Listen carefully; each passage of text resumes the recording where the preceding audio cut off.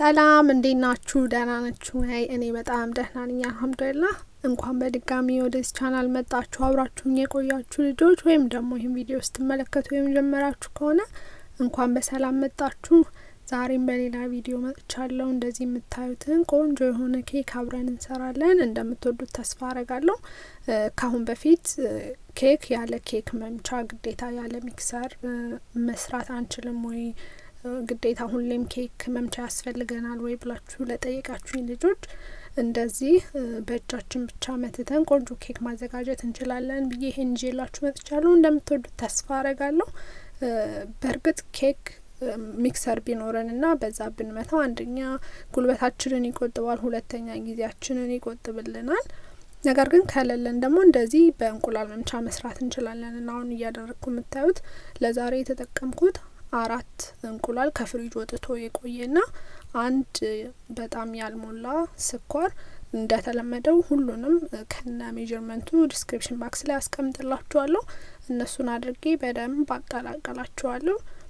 አሁን እዚህ ጋር እንግዲህ ምንም አይነት ሚክሰር ስለማንጠቀም እጃችንን ሳናቋርጥ በደንብ በቃ መምታት ነው። በእርግጥ እጅ ያደክማል፣ ጊዜም የሚፈጅ ነገር ነው። ግን ከሌለን እንዳማራጭ ለእናንተም ለማሳየት በብዬ እንግዲህ ይኸው እኔም እየመታሁ ነው ያለሁት።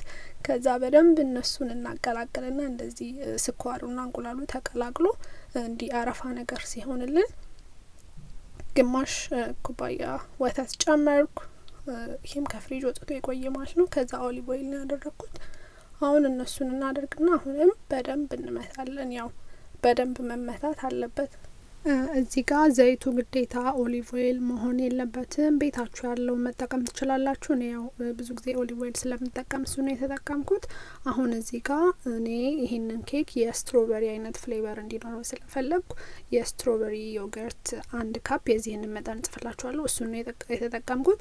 ነገር ግን እናንተ የቫኒላ ከፈለጋችሁ ወይም የሌላ ፍሩት የፈለጋችሁትን ማድረግ ከፈለጋችሁ ትችላላችሁ። ወይም ይህንን እንኳን የማታገኙ ቢሆን ንጹህ እርጎ የዚህን መጠን ልክ የሚያክል አድርጋችሁ አንድ ላይ መምታት ነው። ያው እርጎ ደስ የሚል አይነት ቴክስቸር ይሰጠዋልኝና ለዛ ነው የጨመርኩበት። ከዛ አሁንም እነሱን አንድ ላይ አድርገን በደንብ እንመታለን።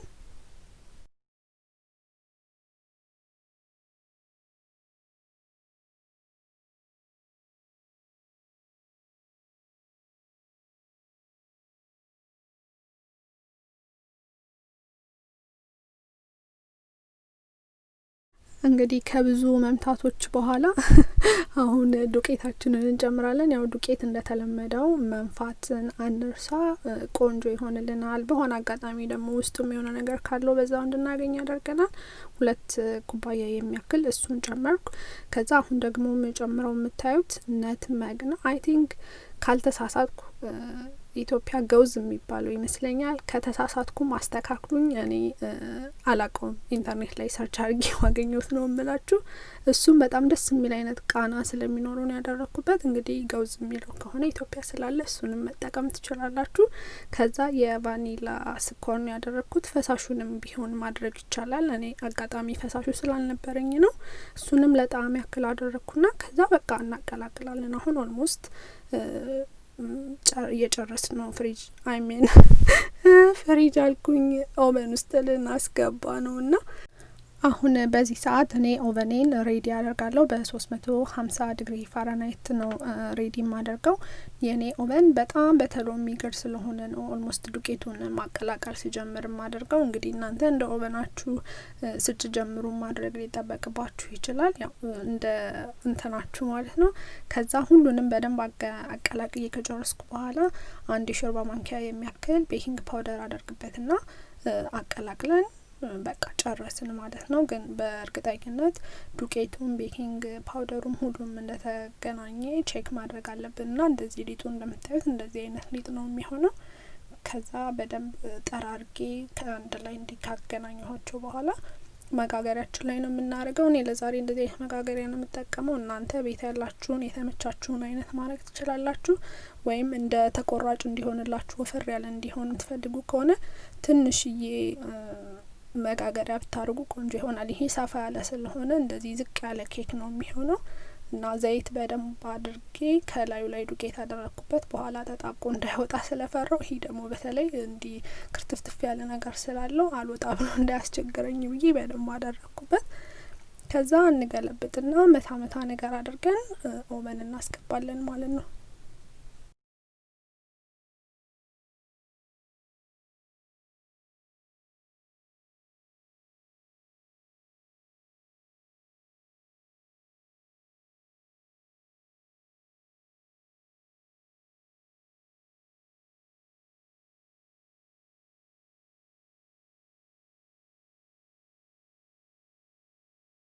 እንዳያችሁት ኬካችን ቆንጆ ሆኖ በስሎ ወጥቶልናል። 25 ደቂቃ ነው የፈጀብኝ። እንዳያችሁት በስቲኪኒም ቼክ ሳረገው ምንም የያዘ ነገር የለውም። በደንብ ቆንጆ ሆኖ በስሎ ወጥቶልናል። ከዛ እንገለብጠውና እንዳያችሁትኝ መጋገሪያው ምንም አልያዘብኝም፣ ውልቅ ብሎ ነው የወጣው። እንዲሁም ዘይት በጣም ስለበዛበት ከኬኩ ጀርባ ላይ የሚታያችሁ ከሆነ ኬኩና ዱቄቱ እንትን ብሏልኝ። ከዛ አሁን ላዩ ላይ ዲኮር ለማድረግ እዚህ ላይ ማቆም ትችላላችሁ ከፈለጋችሁ። እኔ ግን ላዩ ላይ መጨመር ስለፈለግኩ ይሄ የምታዩት የኦሜጋ 3 ሚል የነት ሚክስ ነው።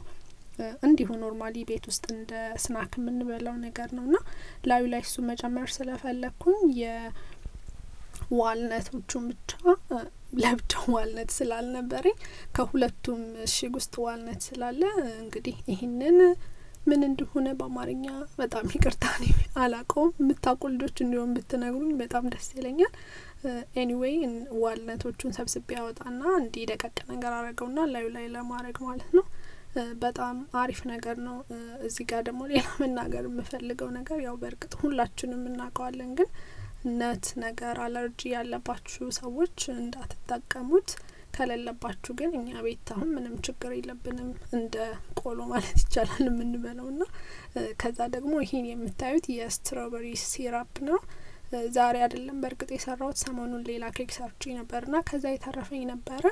ይህንን መስራት ከፈለጋችሁ የተወሰነ ስትሮበሪ አጥባችሁ ከትፋችሁ ትንሽ ሎሚ፣ ስኳርና ውሃ አድርጋችሁ ካፈላችሁ በኋላ ማጥለልና ውሃውን መጠቀም ነው። ነገር ግን ይህን ማድረግም ላይጠበቅባችሁ ይችላሉ።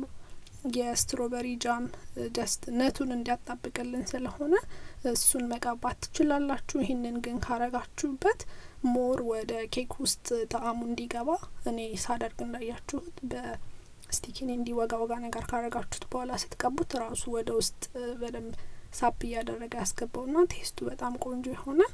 ከዛ ይሄው ዋልነቶቹን በደንብ አድቅቄ እንትን ብየዋለሁ። ተሎ ራሱ ድቅቅ የሚል ነገር ስለሆነ በዚህ ፕላክ አርጋችሁ መታ ብታረጉት ይሰባበራል። የቡና መፍጫም ነው፣ ምንም ማበላሸት አይጠበቅባችሁ ማለስ በጣም በብዛት ምትፈጩ ካልሆነ። ከዛ ጨረስም ማለት ነው። እንደወደዳችሁት በጣም ተስፋ አረጋለሁ። እንግዲህ ያለ ኬክ መምቻ ኬክ መስራት ስትሉ የነበራችሁ ልጆች እንደምትሰሩትና እንደምትነግሩኝ በጣም ባለሙሉ ተስፋ ነኝ። ስለተከታተላችሁኝ በጣም አመሰግናለሁ። እኔ ደግሞ የኬክ ጠርዙን እንዲህ በጣም ነው የምወደው፣ በተለይ እንዲህ ደረቅ ነገር ሲልና ጠርዙን ለእኔ እናንተም ስትሰሩ ላኩት ወደ እኔ እና እንደዚህ ቆንጆ ኬክ ሰራን። በሌላ ቪዲዮ እስከምንገናኝ እያላችሁበት ሰላም፣ ጤና፣ ፍቅር ይብዛላችሁ። ስለተከታተላችሁኝ በጣም አመሰግናለሁ። እንግዲህ ይህንን ተጋበዙልኝ። ቁርስ ላይ ሊሆን ይችላል፣ የቡና ቁርስ ወይም መክሰስ ላይ ኤኒ ታይም። በሌላ ቪዲዮ እስከማገኛችሁ ደህና ሁኑ። ባይ